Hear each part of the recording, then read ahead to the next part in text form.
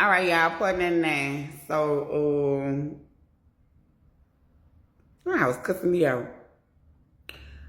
So, fuck him. We made it to the hotel. Everybody went to sleep with the news on. We wake up probably 4 or 5 in the morning, and the whole city of New Orleans is underwater. We see the ninth ward was under the water, and the people was on top of the roof, waving and shit. Yeah. So picture,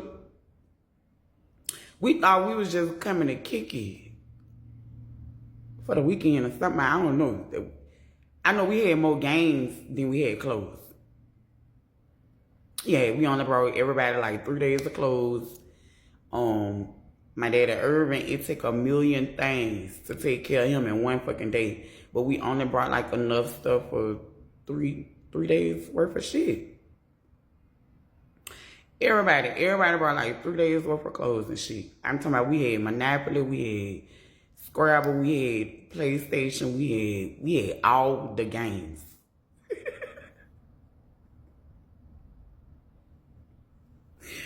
When the bitch realized they couldn't go back home, I was so motherfucking mad about the decisions that I made. Cause I had little money at my house, in my Bible. I had one of the big thick ass Bibles that you put all your family history and shit in. I had a little buku money at the motherfucking house. I brought so much money, I was like, I'm just buying this. Man, I would have made different decisions if I knew. And then, like, the news had showed us with a bridge in the water. So we looking at how we cannot go home if the fuck we wanted to. So needless to say, we woke up, it was like, I turned the fucking channel and turned it back. I thought that bitch was trying to punk me or something. Is somebody gonna jump out and say, you are punked? Shit. But ain't nobody come out and say we was punked. That shit was real. So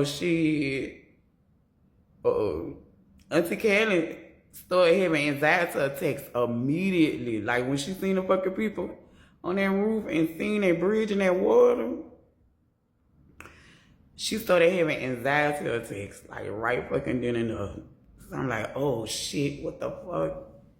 She had never had the motherfuckers. Like that shit triggered her to have anxiety attacks. That shit real. So, you know what I'm saying? It's still dark outside. It's like 4, 5 in the fucking morning.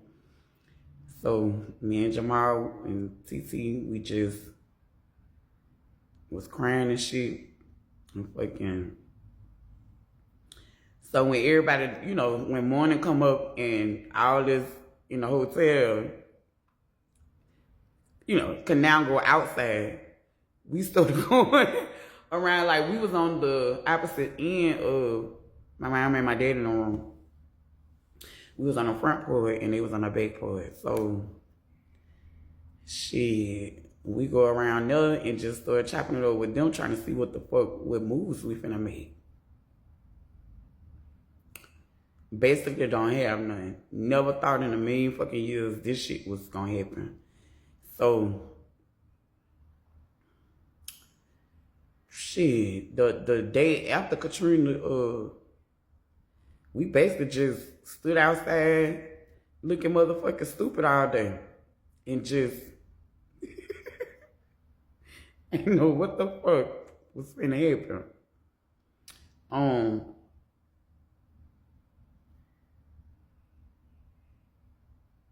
Lee and Stephanie them pulled up. They ain't get out of nothing. I don't even know what the fuck they pulled up for. Cause they ain't do a motherfucking thing to help any of us. It was Rose Elton, my dad at Irvin, Rose's husband, Joseph, at the time. She got many husbands. Her husband, Joseph, at the time.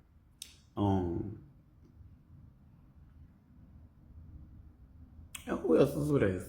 Me, Jamal, and AC Caleb. Shit. So, we ain't do nothing that day. So, like, the day after that. Oh, and Kiana. Kiana was with my dad at Irvin.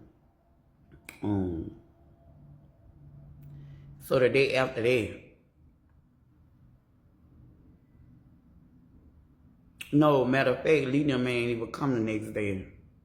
They came the day after the next day. He talking about reporting Sephiroth and all that. And that they made him get on a house arrest box.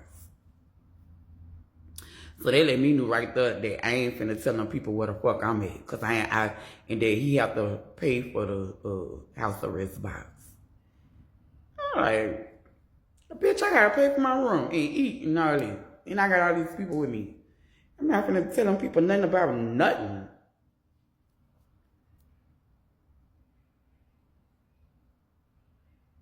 I wasn't finna telling people some shit and give me a goddamn bill. I ain't say nothing. I ain't report shit. And I wasn't on no paper or nothing, so bitch, I'm waiting to go to court. I don't have nothing to tell people, but listening to his situation, I knew in my motherfucking brain I wasn't about to tell Georgia nothing about me. Yeah. So, they leave. Days pass. I guess like the 4th or the 5th day, my money started getting low. L&M had done started borrowing from my daddy, Irvin. So we at the point where every day at checkout, we have to check out and then figure out what we're gonna do later.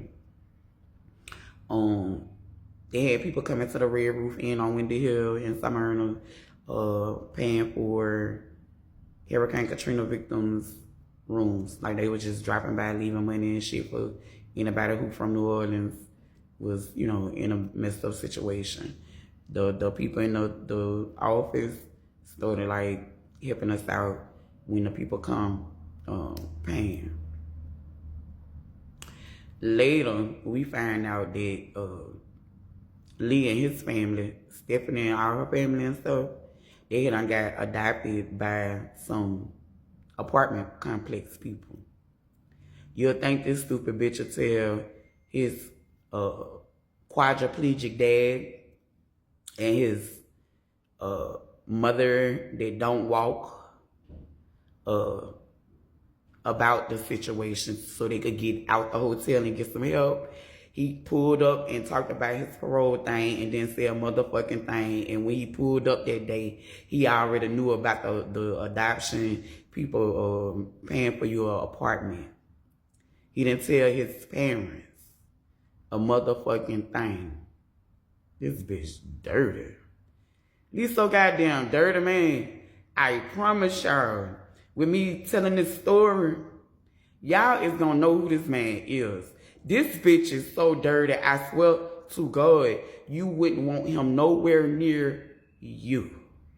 If you know like I motherfucking know, you wouldn't have this man nowhere near you. This man, on God, y'all know, for one, I don't lie. And then if I say on God, you know that's up. We is homeless, yeah, you could say that, homeless in the hotel from Hurricane Katrina. We is having to stay here long term and don't know what we're gonna do. He knows this. He had an outlet to people adopting Hurricane Katrina victims in these situations, meaning they cup them on up and just apply whatever the fuck they need. People was getting cars, people was getting houses, people was getting all kind of stuff. He didn't say shit.